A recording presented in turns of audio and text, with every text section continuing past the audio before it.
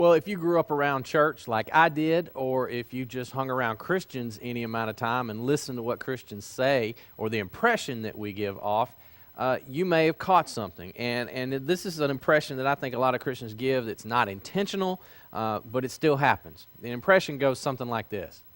Man, this life really, really sucks. But that's okay, because you can just get through it. Just sort of bear down and get through life, and then once you get through this life, it's okay because heaven's coming. And one day you can get through life and everything will be great because you'll go to heaven. Now, there is some truth to that, and I don't want to discount that truth, but I would have to say that that's not exactly how Jesus characterized that whole deal. See, Jesus said something different, and it's what we've been basing this whole series off of as we've been going along. Jesus said, whoever believes in me, he said, in fact, he said, whoever follows me, he says, they're going to have rivers of living water flowing from within them. In other words, Jesus said he's going to bring us an abundant kind of life, and not just in heaven when you die, but abundant life right here, right now. A life filled with what we called more than enough love and grace and energy and joy and peace. But then most Christ followers, we don't experience that. We walk around every day with not enough joy and love and grace and peace and all of that. And we work to fix that problem, and the problem is most of us can't fix it, no matter how hard we try. But what we've been learning is that what Jesus meant, that stream of life, of living water, is actually the Holy Spirit of God living in us. And Jesus said that the Spirit of God is like a river, and it's constantly flowing. It's always available to every single one of Jesus' followers.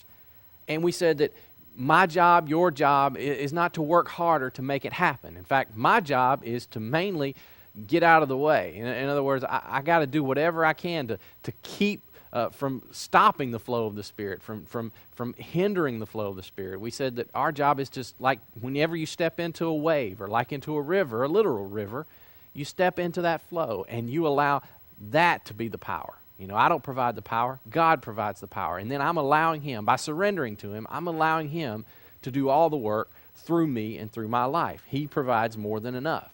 And if you were with us for the past few weeks, we said that our role in that is we have to get rid of some things. In other words, we use an image of old rags or old clothes and how we have to take off some things and put on things that are better. And so we've actually been using the acrostic rags to remember those things that we need to throw off. And remember, a few weeks ago we talked about the R, which was resentment or anger.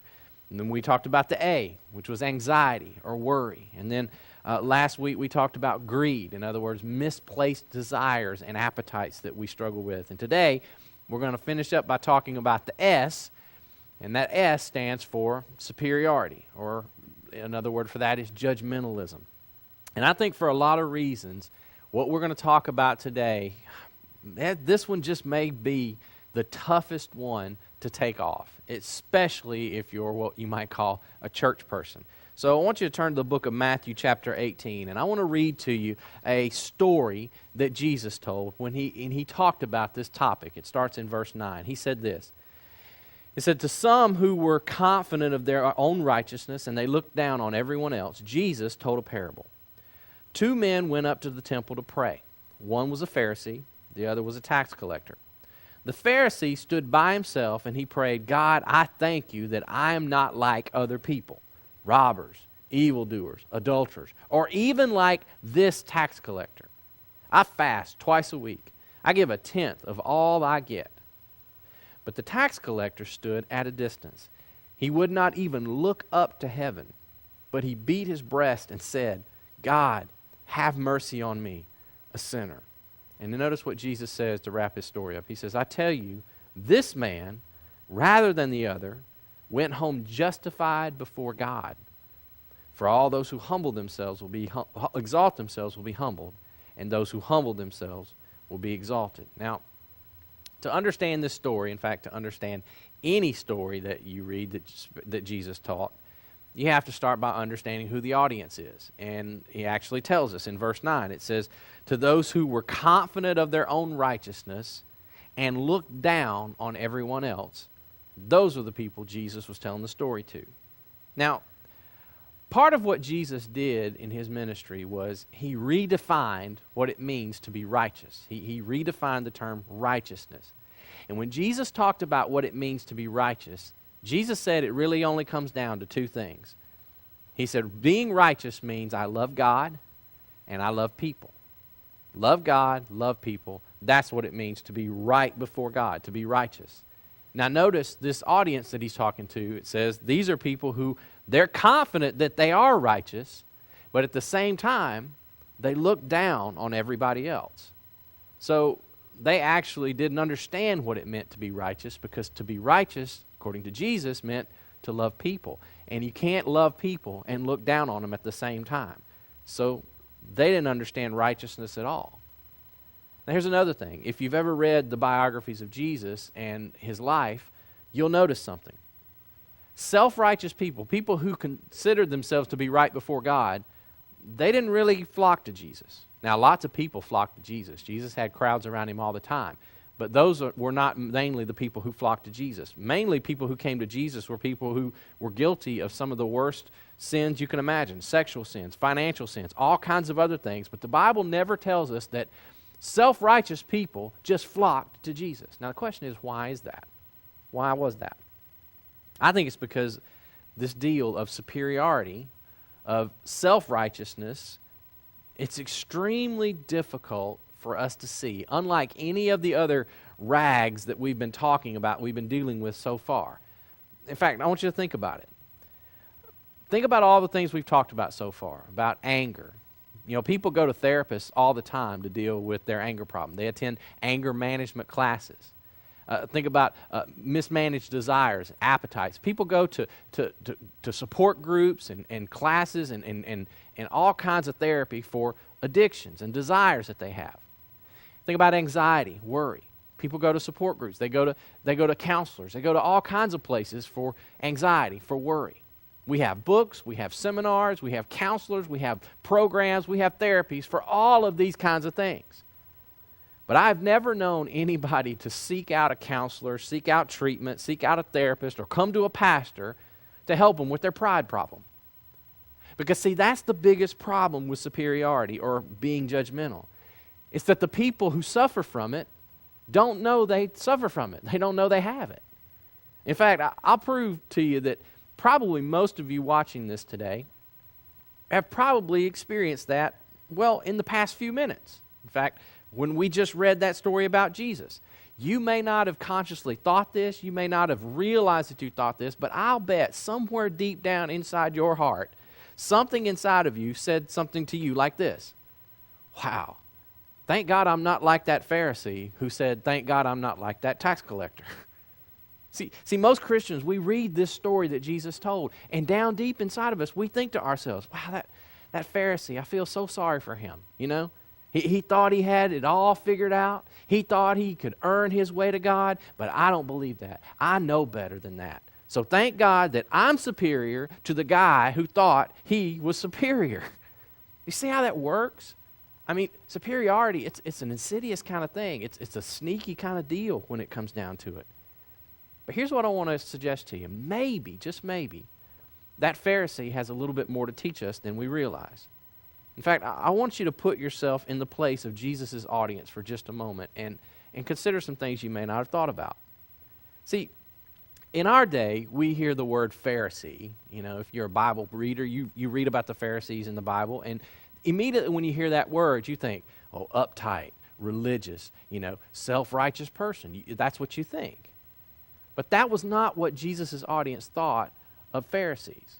In fact, they were pretty highly regarded in the first century in that society. See, Pharisee to them was a good word.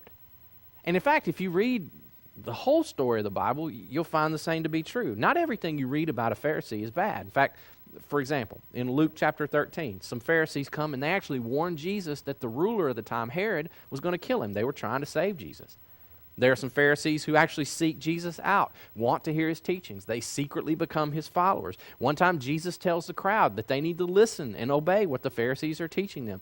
So if you're going to really benefit from this story that Jesus told, you can't start out with this judgmental attitude toward Pharisees, because Jesus' listeners, they didn't have one. In fact, they would mostly look up to these guys.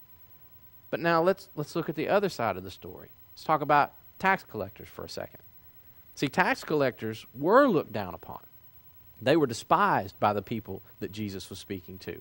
If you don't know this, tax collectors in that day were corrupt. They were considered to be thieves. They were actually people from among that people group, that ethnic group, who the Romans, the occupying government, had employed to collect taxes for them. And so they were collecting taxes from their own countrymen.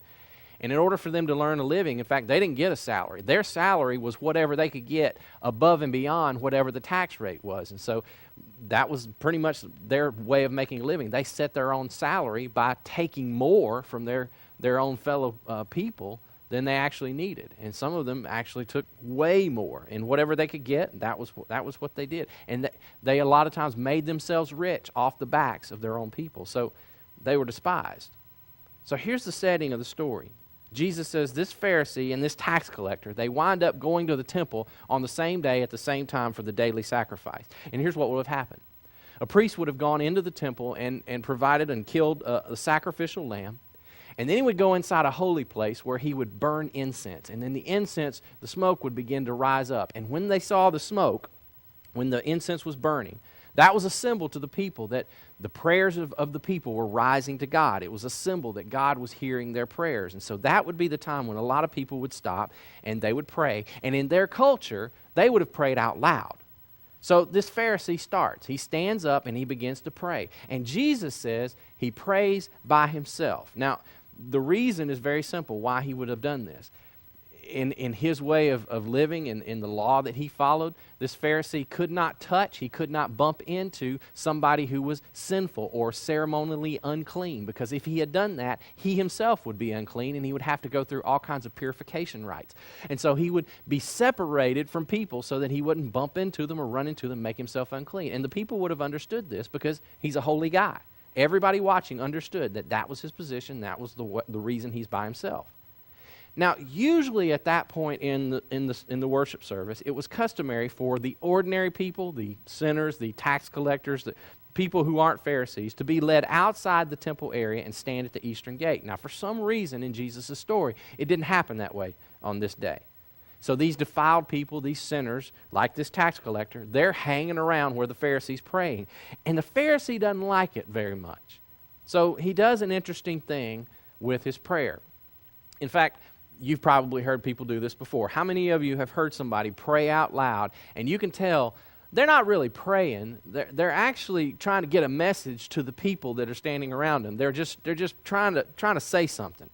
For example, you've heard somebody say something like this: "Oh God, help my husband to have victory over his selfish, inconsiderate ways." Or, "Oh God, help my wife to just have peace so that she'll stop nagging me all the time." Or, "Oh God, help these kids to listen to their parents, to have wisdom before we take them out back and shoot them," right? I mean, you say these kind of things because you're trying to get a message to somebody else. You're not really praying. My point is this. This Pharisee, he's not praying. He's not talking to God. He's using this prayer as an opportunity to instruct these unrighteous people that are all around him. And notice, this sense of superiority that he has, it's actually cut him off from the flow of the Spirit. Because again, he's not praying. He's not in contact with God. Now, he thinks he is, but he's not. He's saying, "God, I am so glad I'm not like these other people. Thanks, God, that I'm not a robber and a crook like this guy. Thanks, God, that I'm not a sinner. Thanks, I'm not like this tax collector." Now, just pause right there and let me ask you something. Do you ever find yourself either deliberately or maybe not so deliberately, but you're looking for flaws in another person? You ever find yourself kind of hoping that you see a flaw in somebody so that you can kind of pass judgment on them? It's a strange thing. It's not something that we're proud of, but it exists in our hearts. Superiority, this can be a real problem, especially for people of faith. And it's different from resentment or anxiety or fear or desires, because here's the thing. Whenever I try to live my life the way I feel that God wants me to, whenever I try to do something good, it's not too far, it's not too much of a step for me to go beyond that and to begin to think things about myself, to begin to look at myself and say, wow, look at me, look what I've done, I'm doing right. And then to see other people and think to yourself, well, what's wrong with them? Why can't they be more like me? It's like this. You try to go on a diet, right? You decide, I'm going to eat right. And so you get real serious about your diet.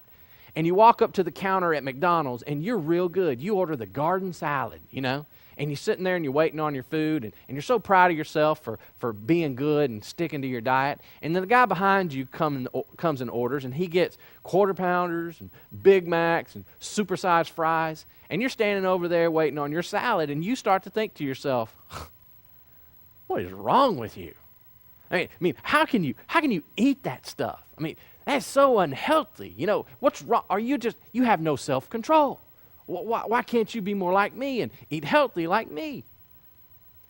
When all along, the truth is, about 2 days ago, you were eating that stuff.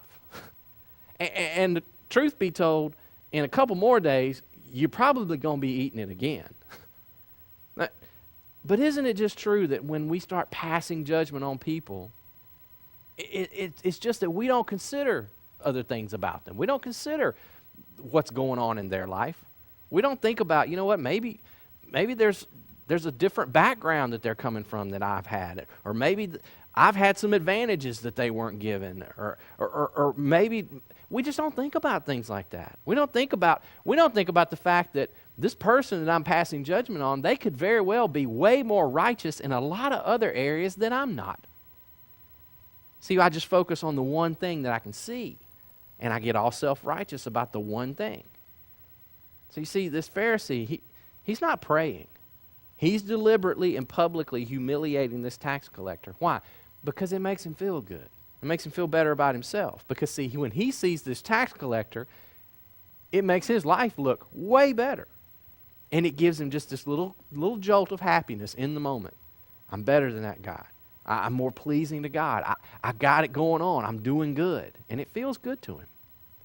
In fact, go back to the story and notice what he says. He starts off by saying to God, but he's just really saying it out loud. He says, I fast twice a week. Now, fasting is just a spiritual practice where you abstain from food for a time. And he says, I fast. I give up food twice a week for God. Now, it's an interesting little fact. Did you know that in the Old Testament, the law that this guy would have followed, you know how many times that they were actually required to fast? They were only required to fast once a year. That's it. That was it. One time a year. So this guy says, I'm fasting twice a week. So he's doing like 104 times a year. That's some serious extra credit. He also says, I give a tenth of everything I have or everything I get away. Again, he's actually going above and beyond the law, because the law that he followed, you were only supposed to give a tenth of your income, of your money. You weren't necessarily required to give a tenth of the products that you attain, like grain or oil or things like that. But again, he's just doing extra credit. And now he's using this low reputation of this tax collector to build himself up and make him feel better about himself. But the thing is, he didn't have to do that. He could have chosen a different way. In fact, you know what he could have done? He could have seen this tax collector among all these people that are standing around in the temple, and he could have run over to him. He could have thrown his arms around him, and he could have said something like this. He said, man, I am so glad you're here. You made a great choice today by coming to the temple and worshiping God. You've made a good choice for us to be reminded that we have a merciful God, a sin-forgiving God, a gracious God. I'm so glad that you're here with me, because you know what? We're in the same boat, you and I. We're exactly the same. We're a couple of guys. We need God's mercy. That's who we are. And so here's the deal. I'll make you a deal. You pray for me because I need it, and I'll pray for you, and we'll do this thing together because we both need it. And that's what he could have done. And if he had have done that, you know what might have happened that day? This Pharisee could have opened the door of everybody in that community, opened the door of their heart toward this tax collector. And see, that's what God's Spirit wanted in that moment. That's what God's Spirit was inevitably prompting this Pharisee to do. if he would have just stepped into that flow, stepped into the flow of what God's Spirit wanted in that moment, he would have found there's more than enough grace for all of us. There's more than enough love for all of us, but he didn't do it because he was so devoted to his own stupid pride. See, I think this is why Jesus went after pride and superiority and self-righteousness harder than almost anything else he talked about. Because Jesus knew that's what will cut us off from the flow of the Spirit, almost like nothing else will. Why? Because pride puts me at the center of my universe. And when I'm at the center of my universe, I can't love other people. It's impossible. I mean, think about it. All these other sins, all these other appetites that we've been dealing with in this series, all these other desires, they're devastating. I don't want to make light of them. But you can still pursue all of those things and still be capable of certain types of love towards other people, but not with pride. Because pride and love are incompatible. Pride is the opposite of love. I mean, think about it. You know people who are just full of resentment and full of anger. You know people who are anxious and worried and all the time, and they can't trust God. You know people with all kinds of mismanaged desires and appetites and greed that lead them to all kinds of behaviors that pull them away from God. You know people like this. But at least people who deal with those kind of things can sit back and look at themselves and say, you know what, I have a problem. Most of them can. Most of them can see the problem within their own life. They know they're in trouble. But think about it. If you were to have walked up to that Pharisee on this day and asked him, hey man, how's your spiritual life going? You know what he would have said? He would have said, I'm doing great. Man, I just spent the day at the temple. I had a good prayer time. I'm fasting twice this week. I'm giving away stuff to the poor. I'm doing all the extra credit. God is so happy with me. And the whole time he's sinning. And he doesn't even know it. He's attacking another person. He's being unloving. He's damaging the community of God, and he has no idea. But to everybody around him, they look at his church life, and it looks good. But on the inside, his real life is falling apart, and see, what matters to God is your real life. So I want you to just think for just a moment about yourself. Just think, do you have any of the Pharisee in you? Is there any part of you that find yourself passing judgment on other people? And do you get a little twinge of joy out of being critical of other people? Do you ever find out that somebody's messed up or somebody didn't quite measure up to your standard or what you would have done, and just a little bit of you just feels superior to them? Just think about it and be honest. Now I want to look at the other character in Jesus' story. I want us to look at the tax collector for just a moment. Now, like I said, tax collectors were hated in Israel in the first century. They were traitors. They were crooks. In fact, I just found this out preparing for this message. In the ancient world, there's an ancient city where they actually found a statue that had been erected to an honest tax collector. It was like when they finally found one, they put a statue of him up in the middle of town because they were just so rare. That's how rare they were.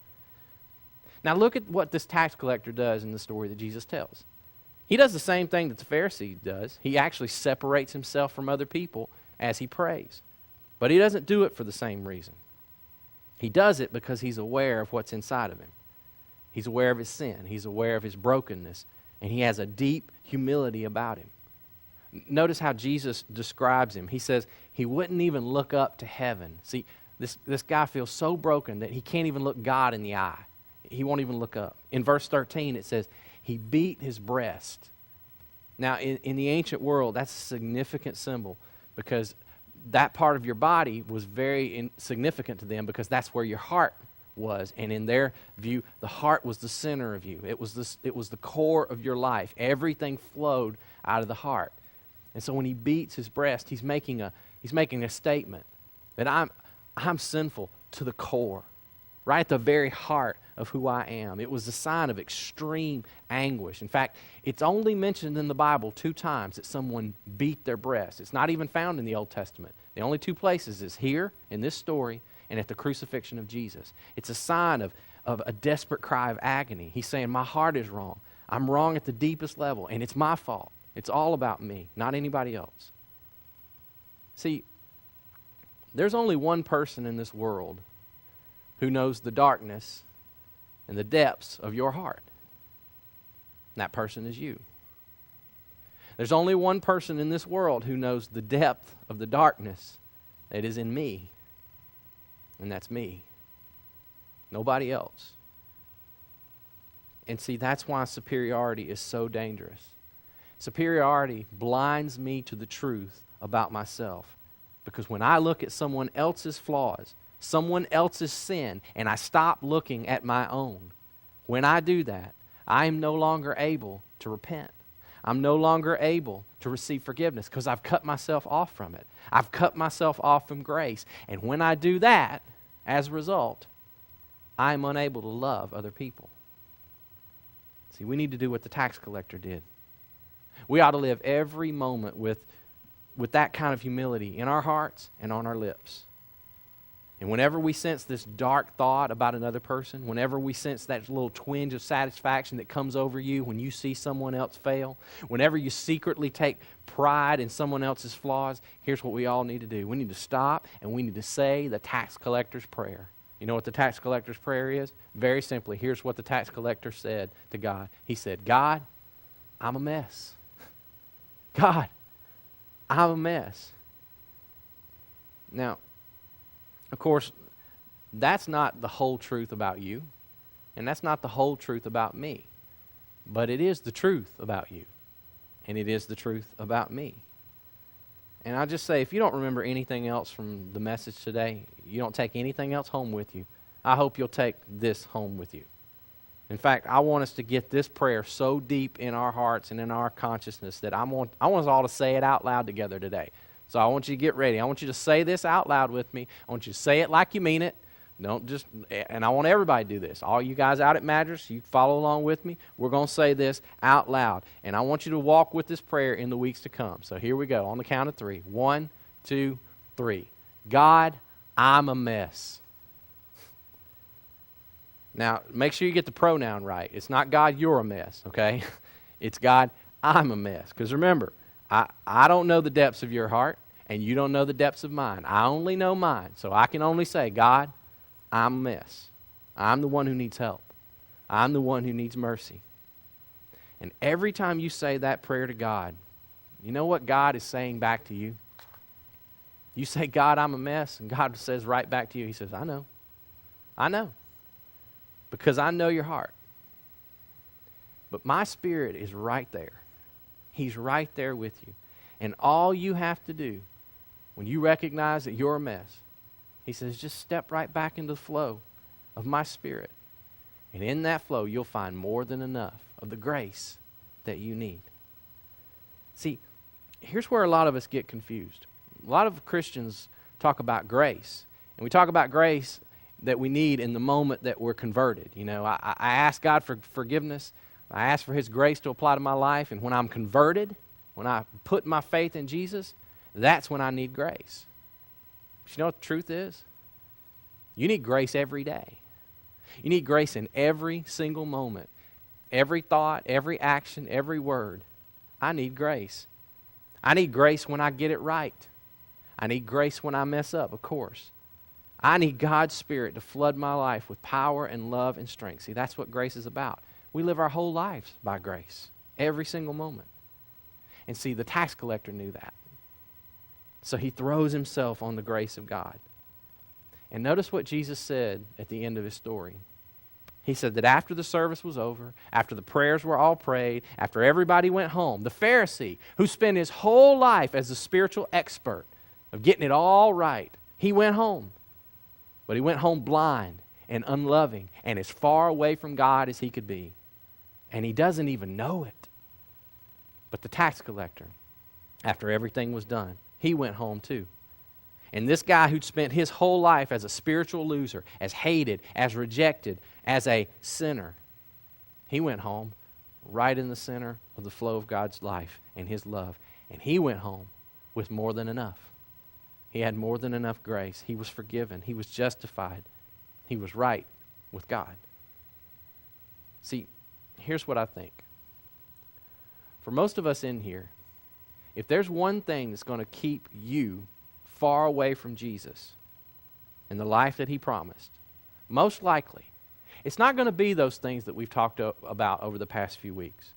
It won't be resentment and anger. It won't be anxiety and fear. It won't be greed or the desires, the appetites that pull at our hearts. Now, will it end up there? Most likely.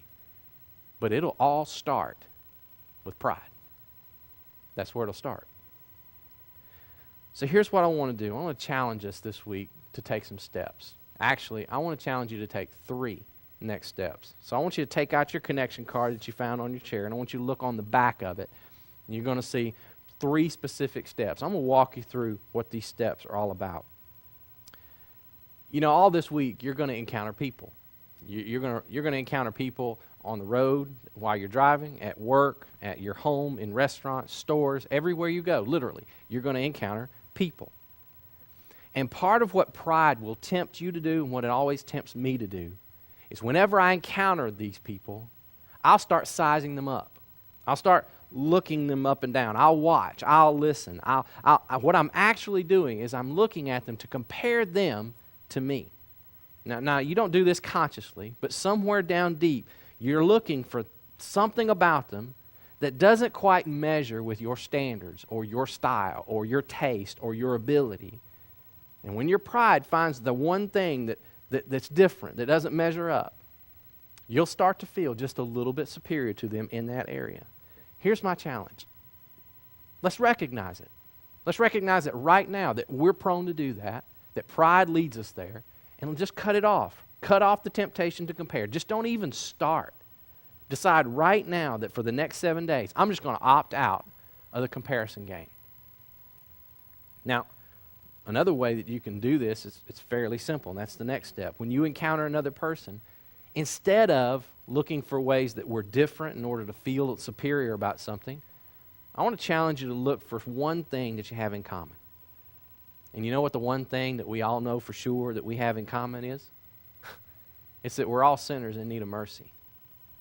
We all have that one in common. I mean, that doesn't matter. Doesn't matter what part of town you live in. Doesn't matter what you drive. Doesn't matter where you work, how much you make. It doesn't matter your skin tone. Nothing. How old you are, nothing. You're a sinner. And so is everybody else you meet. And without the grace and without the mercy of a loving God, you and I, we'd have nothing. And the more we can begin to see one another like that, in that light, the less pride that I'll feel about myself, and the less that I'll see myself as being superior to anyone else. And then one final step is simply this. If you'll just stay aware of this week, here's what you're going to find. You're going to catch yourself in a moment of superiority. You're going to catch yourself saying words, having thoughts, and it's going to hint to you, it's going to reveal to you the pride that exists in your heart, and it's not going to be pretty. And whenever you feel that, because we're all going to do it, whenever you catch yourself in that moment, I want to challenge you to stop and say that prayer that we learned today. God, I'm a mess. God, I'm a mess. In fact, I'll challenge some of you, you need to put that on a Post-it note and stick it all over your house or your car or wherever you hang out, just to remind you of that truth all week long. God, I'm a mess. We're all just a bunch of messes, and we have no business spending 1 second in the grip of pride or superiority. Now, if you'd like for those of us on staff here to pray for you as you take these steps, I want to challenge you to check one or all of those boxes that you want to. And then you drop this card in the offering when it comes by in just a few moments, and we will pray specifically for you as you take those next steps. And listen, I know this is not easy, checking a box and admitting all this kind of stuff. This kind of thing is just hard for you to admit to, and it feels really vulnerable. But let me just ask you, what do you got to lose? Except for a little bit of pride. Why don't you bow your heads and I'll pray for us. God, pride is such an insidious thing. We can't necessarily always see it in ourselves. We can deceive ourselves. And so, God, I pray that today our eyes have been opened to the superiority, this pride that exists in all of us, every single one of us. And God, through your Spirit, may we step into the flow of what He wants to do in our lives. And God, that we would be like that tax collector. We would say, God, I'm a mess. And God, I need your grace. And God, by doing that, we would find more than enough of what we need, more than enough forgiveness and more than enough love from you, and more than enough love that we can then extend to other people. In Jesus' name we pray. Amen.